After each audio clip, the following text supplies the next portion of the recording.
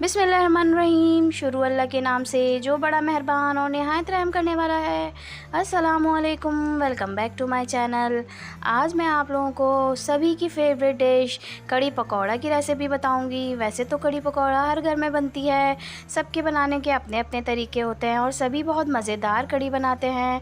तो यहाँ पर ये मैं अपने तरीके से बता रही हूँ, बहुत ही ईजी वे में बताऊँगी, बहुत ही मज़े की बनेगी। तो यहाँ पर मैंने आधा किलो दही ले लिया था। दही थोड़ा खट्टा है, 1-2 दिन पुराना होगा तो बेस्ट रहेगा। तो यहाँ पर मैंने खट्टे दही को इसमें एक बाउल में निकाल लिया है। इसको अच्छी तरह से पहले फेंट लेंगे।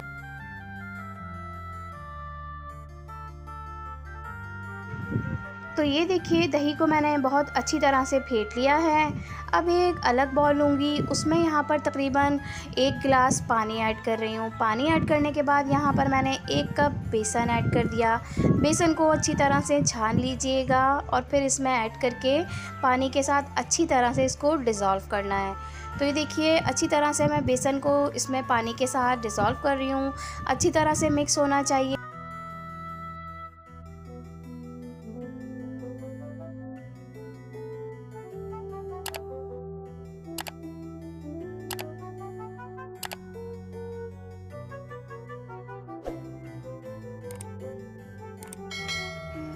यहाँ पर मैंने बेसन को बहुत अच्छी तरह से 2 से 3 मिनट के लिए फेंट लिया था।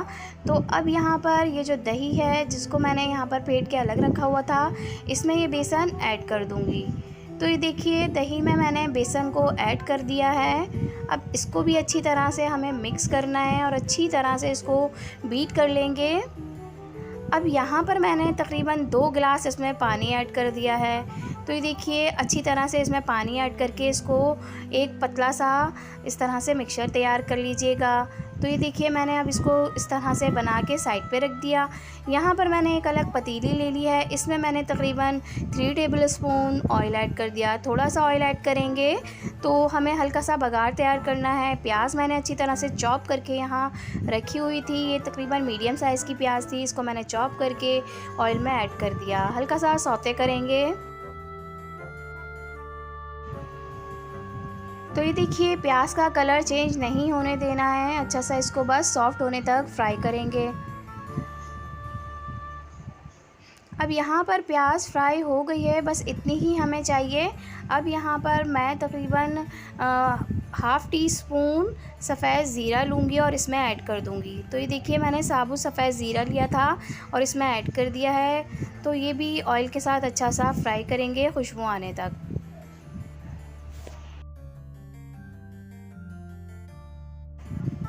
तो ज़ीरे में से एक अच्छी सी खुशबू आना शुरू हो गई है। तो अब यहाँ पर मैंने 2 टेबलस्पून भर के जिंजर गार्लिक का पेस्ट इसमें ऐड कर दिया है।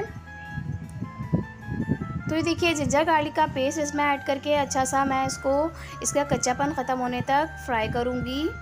तो ये देखिए, इसमें से एक अच्छी सी खुशबू आना शुरू हो गई है। तो अब यहाँ पर ये देखिए, मैंने तमाम तीनों चीज़ों को अच्छी तरह से भून लिया था। अब इसमें क्या करना है, हमने जो बैटर तैयार करके रखा था दही और बेसन के साथ, वो इसमें आहिस्ता आहिस्ता ऐड करना है। तो ये देखिए, तमाम बैटर इसमें ऐड कर दूँगी। अब इसको मुस्तकिल चलाते रहना है। तो 3 से 4 मिनट इसको मुस्तकिल तेज़ आंच पे चलाती रहूँगी।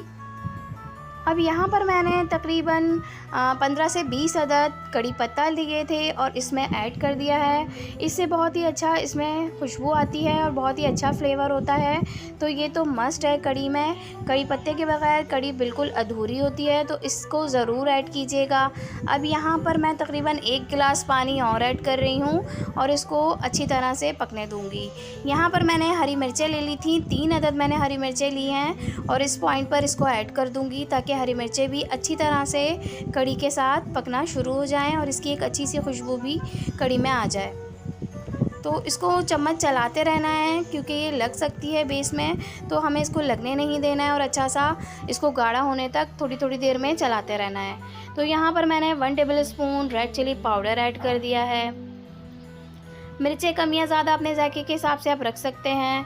हाफ़ टेबलस्पून हल्दी पाउडर ऐड कर रही हूँ।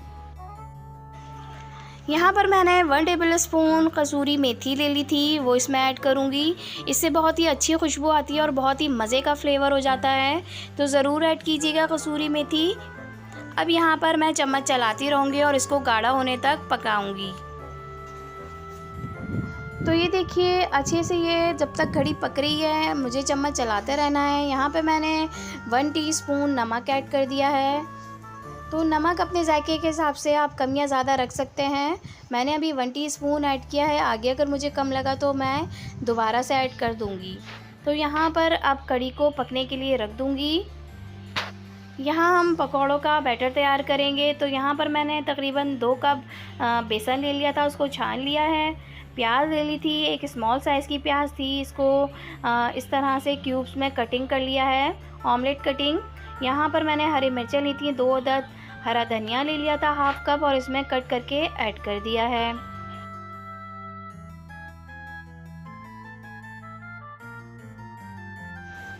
अब यहाँ पर 1/2 teaspoon red chilli crush add कर दूँगी। रेड चिली पाउडर ऐड करूँगी 1/2 टीस्पून। हल्दी पाउडर ऐड करूँगी 1/2 टीस्पून। 1/2 टीस्पून मैंने सोडा ले लिया था, मीठा सोडा है ये मैं इसमें ऐड कर रही हूँ। ज़ीरा लूँगी 1/2 टीस्पून, वो भी मैंने इसमें ऐड कर दिया है, साबुत ज़ीरा है। अब इन तमाम चीज़ों को पहले अच्छा सा मिक्स कर लेंगे।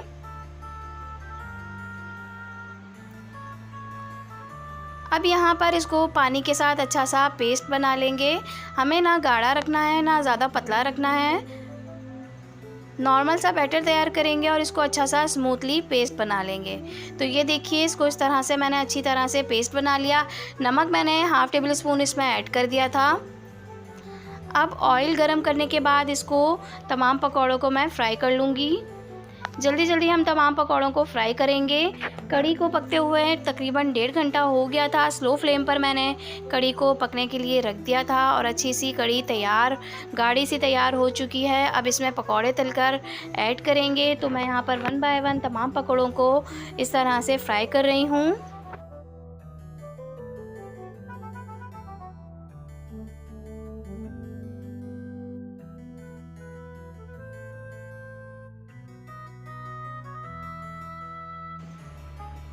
तो ये देखिए अब मैं 5 से 6 मिनट में इनको फ्राई करने के बाद निकाल लूँगी।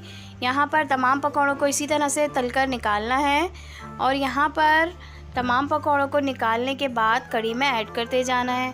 तो ये देखिए मैंने दूसरा बैच डाल दिया है। अब इसको भी मैं जल्दी से फ्राई करके निकाल लूँगी।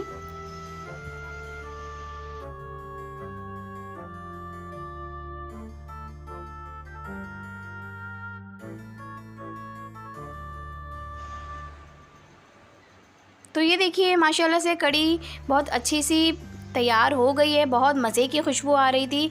मैंने तमाम पकौड़े इसमें ऐड करना शुरू कर दिए हैं। तो हमें इसी पॉइंट पर पकौड़ों को फ्राई करके डाल देना है, हमें रखना नहीं है, इनको गरम गरम ही इसमें ऐड करना है ताकि ये अच्छे से सॉफ़्ट हो जाएं और कढ़ी को अपने अंदर एब्ज़ॉर्ब कर लें। तो ये देखिए पकौड़ों को मैंने इसमें डाल दिया है। अब इसका एक अच्छा सा बघार तैयार करूँगी। यहाँ पर मैंने एक छोटे साइज़ की प्याज ले ली थी, इसको स्लाइस कटिंग कर लिया है। अच्छा सा फ्राई करूँगी इसको। ज़्यादा डार्क कलर नहीं करना है प्याज का, वरना कढ़ी का कलर ख़राब होगा और कड़वाहट आ सकती है। तो यहाँ पर मैंने लहसुन ले लिए थे, 3 से 4 जवे मैंने लहसुन को इस तरह से कट कर लिया था और इसमें ऐड कर दिया है। लहसुन को भी अच्छा सा कलर चेंज होने तक फ्राई करूँगी। यहाँ पर साबुत वाली लाल मिर्चें ली थी 5 से 6 अदद और इसमें ऐड कर दी हैं। अच्छा सा अरोमा आता है, इन मिर्चों को ज़रूर ऐड कीजिएगा, बहुत ही अच्छी खुशबू आती है।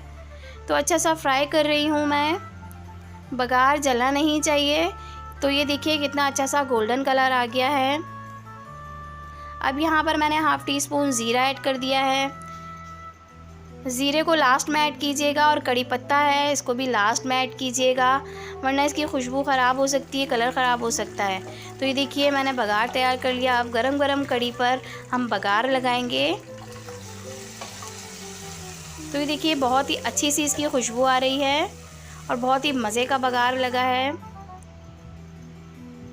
अगर आप मेरे चैनल पर न्यू हैं और अब तक आपने सब्सक्राइब नहीं किया है तो सब्सक्राइब कर लीजिए, लाइक कर लीजिए और एक प्यारा सा कमेंट भी कर दीजिए।